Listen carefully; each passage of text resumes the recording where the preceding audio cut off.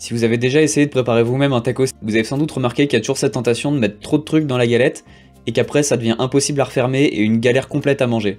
Dans cette vidéo, je vous explique pourquoi c'est très facile de faire exactement la même erreur avec notre vie et nos projets et comment faire pour éviter le piège.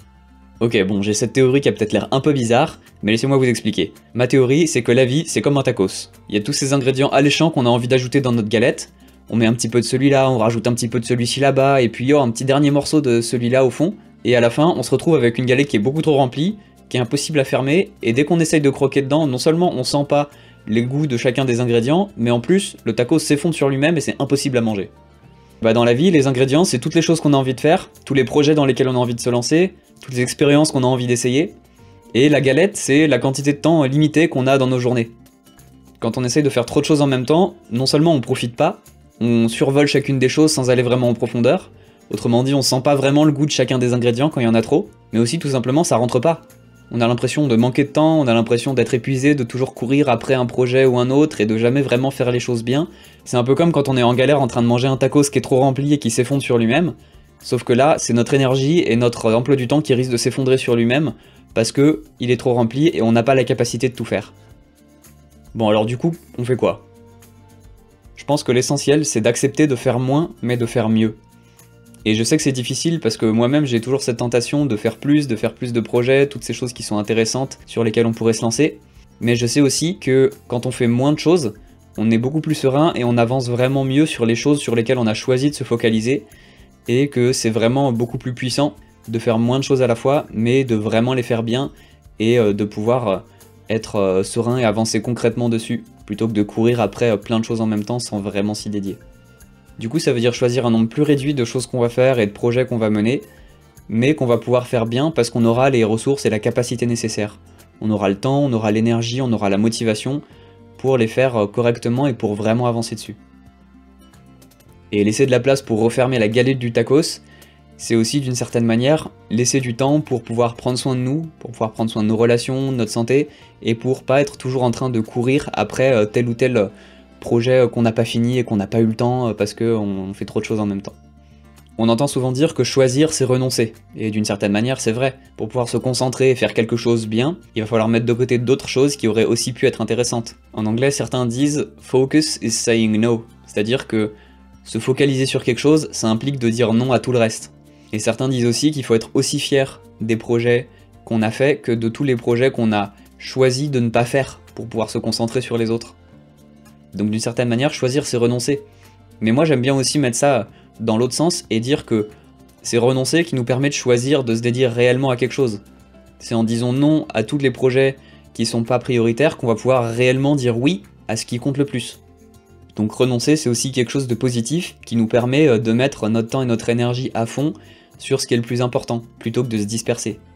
Donc si vous vous retrouvez vous aussi dans cette situation où vous avez trop de choses à faire en même temps et que vous vous sentez débordé, ce que je vous encourage vraiment à faire, c'est vous poser et vous dire « Ok, qu'est-ce que je vais mettre de côté? Qu'est-ce que je vais abandonner? À quoi est-ce que je vais renoncer ?» Et du coup, on peut le formuler dans l'autre sens aussi, sur quoi est-ce que j'ai vraiment envie de me concentrer? Qu'est-ce qui est vraiment le plus important et qu'est-ce que je vais garder? Parce que c'est les deux faces de la même pièce.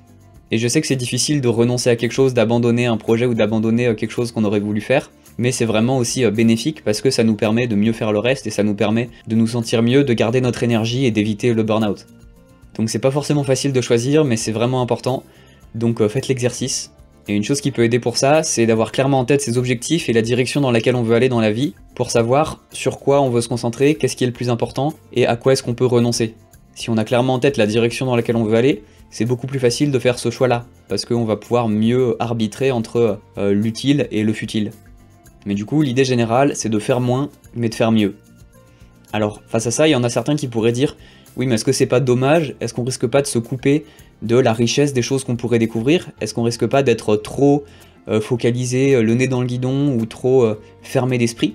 Effectivement, c'est quelque chose auquel il faudrait faire attention. Et une des réponses que je peux apporter à ça, c'est de se dire qu'on peut avoir des phases d'exploration et des phases de concentration. C'est comme dans les processus créatifs où on va avoir une phase dite divergente, où on va générer plein d'idées, on va explorer des options peut-être un petit peu bizarres, mais comme ça va nous donner de la matière pour pouvoir ensuite avoir une phase convergente dans laquelle on va choisir ce qui marche et mettre de côté ce qui est moins intéressant, et on va là concrètement se concentrer et arriver à un produit fini à la fin. Donc ça marche dans le domaine de la créativité, quand on veut créer un projet, quand on veut créer quelque chose, mais ça peut aussi marcher pour choisir ce que vous voulez faire dans la vie. Vous pouvez avoir des phases où vous allez essayer plein de choses, tout en sachant que c'est une phase temporaire, que ça va pas durer tout le temps, mais que c'est pour pouvoir avoir une idée de qu'est-ce qui vous intéresse le plus, et que ensuite vous allez vous focaliser et choisir, ok, ça j'abandonne, ça je mets de côté, et ça par contre ça m'a vraiment plu, j'ai envie de creuser plus loin, j'ai envie d'aller à fond là-dessus. Donc ça peut avoir du sens d'explorer beaucoup de choses à la fois, mais il faut que ce soit fait à mon avis de façon intentionnelle, de se dire là c'est un moment où j'explore, j'essaye des choses, et après je fais des choix, et je choisis sur quoi j'ai envie de me concentrer réellement. Et j'ai envie d'insister sur cette idée que choisir c'est pas se limiter, c'est se donner l'opportunité d'explorer réellement quelque chose, tout en restant serein et en évitant la surcharge. Avec ça, vous avez maintenant la recette pour ne plus vous faire déborder. Faites moins, mais faites mieux. Des courtes phases d'expérimentation peuvent compléter vos phases de concentration. Et sachez renoncer au superflu pour aller de l'avant avec ce qui est important. Et si c'est un choix qui vous paraît trop compliqué à faire, alors cette vidéo-là peut vous aider.